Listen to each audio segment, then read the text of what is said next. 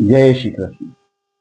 સાહેબ, જિંદગીમાં ઘણી વખત એવો સમય આવે તમે સાવ નિરાશ થઈ ગયા હો, બધું ખાલી ખાલી થઈ ગયું હોય, લોકોએ તમારો સાથ છોડી દીધો હોય. સાહેબ, એક વાત યાદ રાખજો કે ભગવાન ક્યારેય પોતાના ભક્તને એકલો રહેવા દેતો નથી.